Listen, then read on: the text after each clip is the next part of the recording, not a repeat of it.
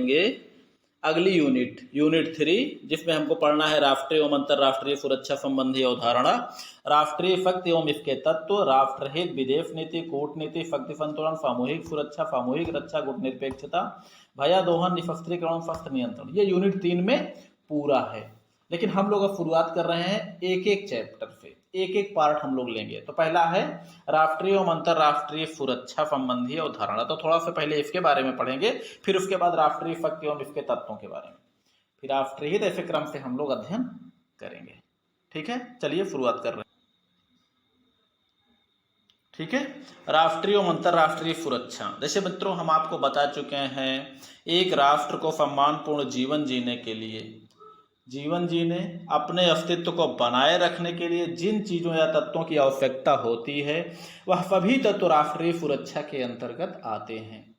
ये सामान्य सी परिभाषा है, विद्वानों ने अपनी अलग अलग परिभाषा दी है, वो दूसरी चीज़ है। ठीक है, ये सामान्य परिभाषा है। इसके अंतर्गत एक राष्ट्र की आंतरिक जरूरतें, आवश्यकताएं, आंतरिक सुरक्षा समस्याएं, सीमाओं की रक्षा आदि शामिल होते हैं। वैसे भी हम लोग जानते हैं राष्ट्रीय सुरक्षा एक विस्तृत अवधारणा है इसका क्षेत्र विस्तृत है, वो भी एक राष्ट्र के, जो कि राष्ट्र के हितों से जुड़ा है और वही हित परिवर्तनशील होते हैं।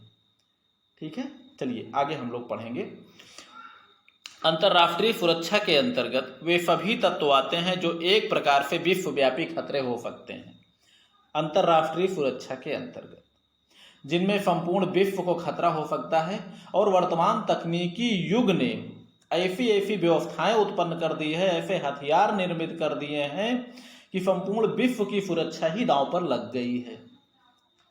वर्तमान समय में कुछ ऐसे तत्व हैं जो राष्ट्रीय सुरक्षा के साथ साथ अंतर्राष्ट्रीय सुरक्षा दोनों के विषय बने हुए हैं और एक विश्वव्यापी खतरे के रूप में संपूर्ण विश्व के सामने व्याप्त हैं। और वे खतरे इस प्रकार हैं, जैसे परमाणु युद्ध का खतरा। हम सब लोग जानते हैं परमाणु बम लगभग जो है धरती पर इतने मौजूद हैं कि ऐसी ही धरती को लगभग हम कई बार नष्ट कर सकते हैं।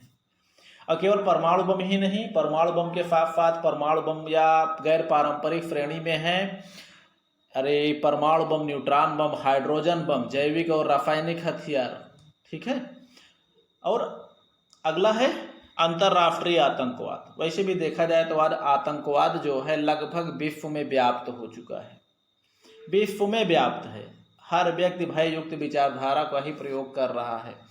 एक प्रकार से आतंकवादियों का आतंकवाद दूसरा है, अब बाकी परमाणु का आतंक, परमाणु हथियारों का आतंक वो दूसरी चीज है।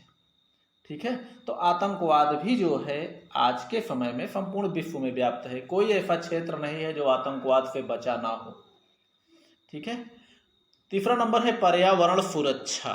पर्यावरण खतरा, ये सब आप देख ही रहे हैं, वनों की कटाई हो रही है, जनसंख्या में वृद्धि और बहुत सारी चीजें, ये मोटर गाड़ियां, औद्योगिकरण से, जब से औद्योगिकरण की मात्रा ज़्यादा हुई, औद्योगिकरण ज़्यादा बढ़ा, परमाणु यानी कहने का मतलब है पर्यावरण खतरा जो है बढ़ने लगा। जनसंख्या बढ़ी, पेड़ कटना शुरू हो गए, पर्यावरण का खतरा बढ़ा। जनसंख्या के बढ़ने से कार्बन डाइऑक्साइड का उत्सर्जन होना ज़्यादा शुरू हो गया। मोटर गाड़ियाँ, औद्योगिक विकास से मोटर गाड़ियाँ, फैक्ट्रियाँ, चिमनियों से निकलते धुएँ, मोटर गाड़ियों से धुएँ, तो ये सभी चीज़ें जो है पर्यावरण के लिए नुकसानदायक हैं। खेती में खास करके देखा जाए तो कीटनाशक दवाएं और ये क्या बोलते हैं उर्वरक खादें विभिन्न प्रकार के, तो ये सब भी पर्यावरण के लिए घातक बने हुए हैं। तो ये भी एक प्रकार से अंतर्राष्ट्रीय सुरक्षा का विषय है। अगला है ग्लोबल वार्मिंग का खतरा। धरती पर तापमान का बढ़ना ही ग्लोबल वार्मिंग है, जो कि आप सब लोग जानते हैं कि ओजोन के परत के क्षय होने के कारण ये घटना बढ़ी है। ओजोन के परत का क्षय होना, इधर जो है अन्य सारे पर्यावरण के खतरे जो विश्व में व्याप्त है, जो हम लोगों ने किया है, पेड़ पौधों की कटाई की है, बाकी औद्योगिकरण, इन सब चीज़ों के लिए उत्तरदायी है। ग्लोबल वार्मिंग के लिए सब चीज़ें उत्तरदायी हैं। ठीक है, चलिए अगला है साइबर आक्रमण। साइबर आक्रमण तो आप जानते ही हैं, वही कंप्यूटर, वही इंटरनेट जो आज हम लोगों के लिए बहुत अच्छा विषय बना हुआ है, जिसके बगैर हम लोग रह नहीं पाते, थोड़ी देर आदी बन चुके हैं।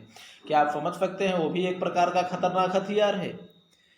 बिल्कुल खतरनाक हथियार है, होता जा रहा है, क्योंकि हम लोग उसके आदी हो चुके हैं।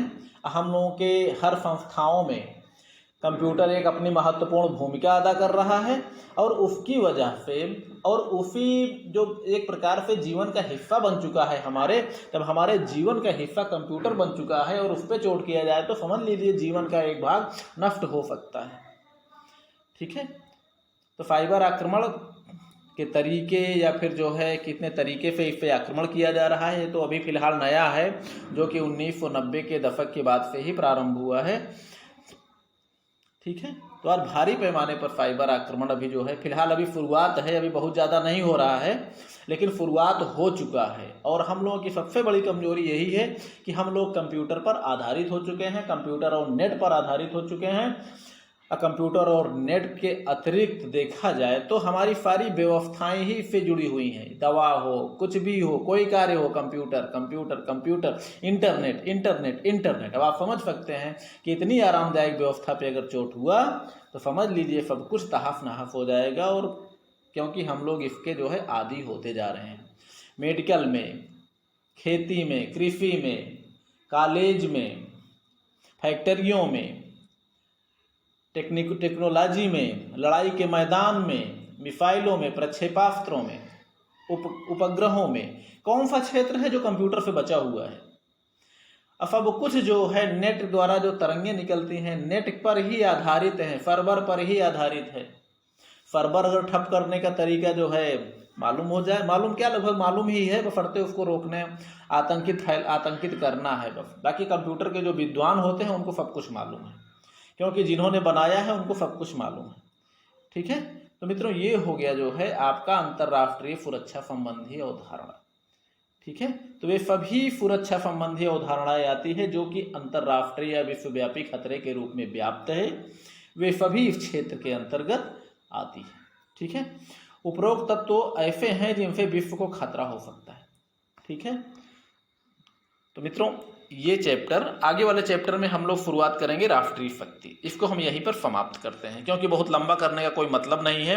और राष्ट्रीय शक्ति चूँकि एक ऐसा हमारा ये चैप्टर है जो कि बहुत ही इम्पॉर्टेंट है, बहुत ही महत्वपूर्ण भी है और इसको जानना सबके लिए ज़रूरी है, इसलिए इसको हम नए चैप्टर से प्रारंभ करेंगे। ठीक है, तब तक आप लोग पढ़िए, लिखिए, मस्त रहिए, खुश रहिए। इतना याद रहे कि व्यक्तिगत खतरे राष्ट्रीय में आ सकते हैं और संपूर्ण विश्व के लिए जो खतरे, जो विश्वव्यापी खतरे हैं वो अंतर्राष्ट्रीय सुरक्षा के विषय होंगे। ठीक है, ओके मित्रों एक चीज़ और, आप लोग सब्सक्राइब कर दिया कीजिए। ठीक है, सब्सक्राइब कर दिया कीजिए, क्योंकि हम कहते नहीं हैं, हम सोचते हैं फालतू आप लोगों को हम क्या बताएं, आप लोग खुद ही समझदार हैं, लेकिन कर दिया कीजिए। ठीक है, लाइक भी कर दिया कीजिए। ठीक है मित्रों, पढ़िए, लिखिए, मस्त रहिए, खुश रहिए।